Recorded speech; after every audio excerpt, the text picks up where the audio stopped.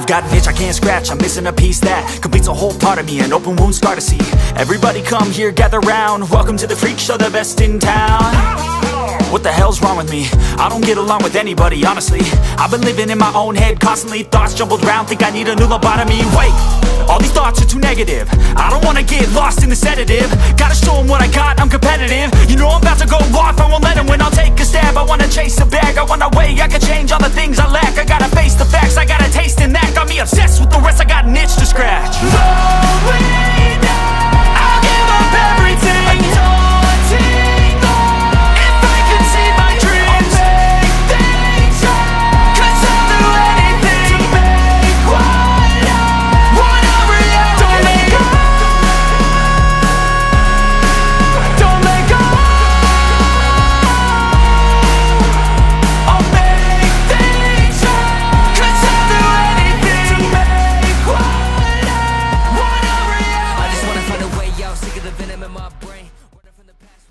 Alright, ayan. Kala nyo siguro, kala nyo nagpalit na ako ng content, no? Kala nyo nature lover na tayo na. Hindi pa mga boss. Yan. Gumala lang muna tayo pansamantala. Dito tayo ngayon sa Taichung Pengyun Station. Alright, yan. For today's video mga boss, nagawa tayo ng Polynesian. Yan ang unang part ng video. And ano yan sila, tatlo yan silang tinatuan ko, pero itong nasa video, yung mga binidyohan ko is yung mga talaga, may mga piece talaga tayong ginawa. Unlike dun sa last is nag-enhance lang kasi ako dun, and credit dun sa unang artist, which is yung Vietnamese. Dito muna tayo sa Polynesian mga boss. Yan. Bali si Bossing, nakita tayo sa Facebook page natin. Yan. And nagustuhan niya yung huli natin ginawang Polynesian, kaya nakapag-decide agad siya na magpagawa sa atin. Dinayo natin to, bakit natin siya dinayo mga boss? Kasi kaya natin siya dinayo kasi tatlo naman sila. And pumayag na rin akong dumayo kasi nga, syempre, malayo-layo. At the same time, tatlo naman sila, hindi, kumbaga sulit yung labas ko. And this is my first time na lumabas. This is my first time na mag-home service. Hindi ko talaga siya regular na ginagawa kasi pag gusto ko, pag nandun ako sa bahay kasi yung natitira kong oras kay Commander na. Si Commander nakalipad na, pabalik na ng Pilipinas. Nag-for good na sa Pilipinas. Kaya malaya na tayong gumala ngayon. Yan. Tapos, hindi naman hassle yung biyahe kasi pumayag naman si Bossing na mag-taxi ako kasi malayo-layo din siya sa train station, 20 minutes away pa, kaya all goods naman yung biyahe ko, masaya naman. Kaya sa lahat ng mga gusto magpatattoo dyan na nandiyan dyan sa Taichung, message nyo lang ako kung baka malay mo magkasundo tayo sa oras, magkasundo tayo sa date, sa petsa, sa design. Malay mo dayuhin din kita dyan sa Taichung. Basta yun lang ang rules ko pagdating sa home service ko. Sagot nyo ang pagkain, sagot nyo venue, sagot din ninyo ang mga transportation ko. And advice, ko lang din sa inyo, ayaw ko nang nahassle kasi iniingatan ko yung mga gamit na dala ko. Kasi may kamahalan po lahat ng gamit na bit-bit ko. And syempre, iniingatan ko lang siya kasi ito po ang hanap buhay ko. Okay? Kaya medyo mataas-taas ang rate ko kapag ako'y pwede lumabas. Pero hindi sobrang taas mga bossing. Hindi katulad ng mga tourist artist natin galing Pinas. Yan. Basta yun lang yung mga ko. Especially sa venue kasi gusto ko maganda at malinis yung venue. Kasi ayaw ko nang nagkakaproblema dun sa sanitation. Alright, ayan, bali si Bossing nakapag-decide na magpagawa sa atin ng Polynesian dahil ang gusto niya mangyari sa tattoo niya, yung dun sa luma niyang tattoo nasa balikat niya is mga dugtungan. Ayan, gusto niya yung madugtungan yan, kaya nung nakita niya yung gawa natin, nagustuhan niya yung gawa natin at nakapagpa-schedule ka agad siya. At yun, awa ng Diyos, sinabi niya na akong bahala dun sa sa design niya. Wala kaming ginawang layout niyan, basta nagtiwala na lang siya na alam niyang kaya kong gawin. And syempre, big credit dun sa unang artist. Ayan, salute sa'yo Bossing. Ako na muna ang tatapos nito. Tapos, inano niya pala, nirecommend na rin niya ako sa mga kasama niya sa trabaho. Kaya, naging 3 sila diyan na ginawan ko. And may next project pa kami sa kanila. So, ayan. Bali, hindi ko na sa inyo in-introduce yung ginawa ko. Alam ko namang alam nyo na yan. Doon sa mga previous video ko, natakal na natin yan. From line works, paano mag-penetrate ng needle. From end to end. Ayan. Medyo may kasakitan nga lang dyan sa part na yan. Kasi ang ilalim na is, alam nyo yun, walang muscle, mahapde. Mahapde ang pakiramdam dyan, sabi ng mga kliyente natin. Kasi syempre, wala naman pa naman akong tattoo dyan sa ilalim. Pero, alam mo yun, ramdam ko yung langit-ngit nung needle dun sa penetration sa loob ng balat.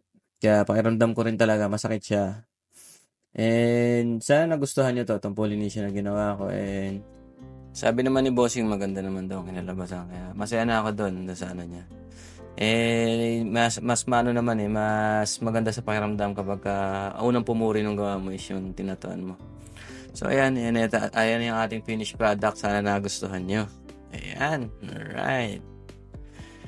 Total of 3 hours. Total of 3 hours namin siya ginawa. Yan. Alright. Mas masarap gawing freehand ang isang Polynesian kasi mas malaya kang maipifit sa balat ni client. Mas maipipit mo siya ng maayos sa braso niya. Kasi kung i-stencil mo yan, mag-i-struggle ka talaga dyan. Nabubulol pa. Yan, mag-i-struggle ka talaga dyan pag nag-stencil ka. Especially dun sa may part na dudugtungan mo lang. Ayan. Masayang-masaya dyan si Bossing. And masayang-masaya din yung kanyang asawa. Alright. Punta tayo sa pangalawang video. Yan. For today's second video. Yan. Gumawa ko ngayon dyan ng portrait. Yan. Nakita nyo naman. Diba? On the spot ko yan siyang ginawa sa kliyente ko. On the spot ko palang ginawa yung design. Kasi syempre may dala tayong iPad. Ninanala na natin dyan. Binigyan ko siya ng sample, nagustuhan niya. And actually, dapat isa lang talagang tatatuan natin dyan. And si Sir, nagustuhan lang na sumama sa session. And mahaba pa naman ang oras ko, kaya grinab ko na, sayang din, diba? Nagustuhan naman niya yung ginawa natin layout, diba? Nag-present tayo sa kanya ng magandang layout. At ayun, naisipan niyang ipatato ang kanyang airmat. Sabi nga niya na nahihirapan daw siya na magtiwala dito sa mga tattoo artist dito sa Taiwan kasi nga syempre iniiwasan niya yung mga bago. Hindi naman sinasabi na sablay gumawa yung mga bago, kundi lang niya na gusto niya worth it yung portrait na gagawin sa kanya. And hopefully sana magawa natin ng maayos and masatisfy natin yung client natin dito sa Taichung. Ayan, bali dito hindi ba ko yung atake? Hindi ba kayong hindi ko ginamit yung regular wash na pagba-blacking gray. Kung kayo ay nanonood ng mga video ko, makikita niyo doon yung iba't ibang style ng blacking gray na ina-apply ko. Hindi ba ko yung atake dito kasi gawa ng skin client is medyo may pagka-brown. And tingin ko dito na lang sa Taiwan nag-light. Dahil mukhang mukhang dark tone talaga yung balat niya. Hindi naman siya maitim pero tingin ko may pagka-brown yun, may pagka-dark talaga yung brown niya. Yun. Always ako nag-a-adjust sa balat ng kliyente natin. Sa mga tinatatuan ko, doon ako nag-a-adjust. Doon ako nag-rely pa paano atake ang gagawin ko doon sa tattoo nila, especially sa black and gray. Kasi syempre, pag colored ang gawa ko, hindi man ako pumapayag na mag-colored kami. Diba? Kahit magkano ibayad nyo sa akin, hindi ako papayag na mag-colored tayo kung alam kong hindi uubra yung kulay na gagamitin natin doon sa balat ninyo. Nagiging honest lang tayo sa mga kliyente natin. Hindi kasi tayo kagaya ng iba na kahit maitim ang kliyente, atake pa rin, grab pa rin for the sake of kita, di ba? Wag ganun. Kasi unang-una, responsibilidad nating mga artist na pangalagaan yung mga tattoo ng mga kliyente natin. Wag nating isipin na lagi lang tayong kailangan kumita. Isipin din natin yung magiging suffer ng kliyente na pag naitatunan natin wala nang bawian. Tandaan ninyo, isa yan sa mga obligasyon natin bilang isang artist na pangalagaan yung mga tattoo ng mga kliyente natin. Alright? Yan. Dito, inano ko siya. Nag-apply ako dito ng gray, opaque gray. Pero inano ko pa rin, dinilute ko pa rin para yung big niya, yung atake nung tattoo niya is wash pa rin ang datingan. Pero may gray na siya. Gusto ko kasi mag-pop up na kasi ayokong balik-balikan para lang mamula para magkaroon ng gray. Ganun kasi ang style kapag ka nagba-black and gray ka. Binabalik-balikan mo para makabuo ka ng gray wash na tinatawag. Ang gray wash kasi nakukuha yan pamumula ng balat. Kapag gumaling kasi yung pamumulan na yon, nagiging gray yun pagdating ng panahon. Pag pag pumutok na yung kulay. Yun. Nandyan yan sa mga video ko. Tignan nyo yung halos karamihan ng mga gawa ko na mas black and gray. Bibihira naman ako makapag-colored kasi nga marami namamahalan sa akin pag nagko-colored ako dito sa Taiwan. Hindi ko malaman kung bakit kayo namamahalan. Diba? So, ayan. Patapos na ako dyan sa sa ibabang part. Ito kasi yan mga bossing, yung paliwanag kung bakit ang colored. Punta muna tayo doon sa colored, diba? Ito yung paliwanag dyan bossing bakit napakamahal ang colored. Ang colored kasi is mas komplikadong ina-apply kumpara sa black and gray. Ang black and gray bossing, mga bossing, ang natin dyan is black ink tapos mga diluted na. Diba? Wala tayong masyadong ginagamit na materyales. Hindi katulad sa colored ink na sandamakmak na botelya ang ilalapag sa harapan ng kliyente. Depende pa sa piyesang gagawin. Diba? The more na colorful ang pyesa, the more na maraming mauubos na tinta. Okay? Gets natin mga bossing. Tapos, ito pa yan. Hindi lahat ng balat applicable applyan ng colored ink dahil ang brown skin is hindi nagre-reflect or nagbibigay ng outcome na maganda kapag colored ang ginagawang pyesa. Gets natin? Diba? Kung brown skin ka, o sabihin na natin, let's say dark skin ka, pag ika-in-applyan ng colored ink, light ink, mga neon color, tapos kang bata ka, sigurado, kakainin nung brown skin mo yung mga tintang light doon sa pyesa mo. Magkakaproblema ka sa outcome pagdating sa dulo. Dating ng panahon, sisisihin mo si artist, sabihin mo bakit ganito nangyari sa tattoo mo, which is kasalanan mo naman kasi alam mo naman sa sarili mo na brown skin ka pero pinilit mo pa rin mag-colored na tinta. Gets?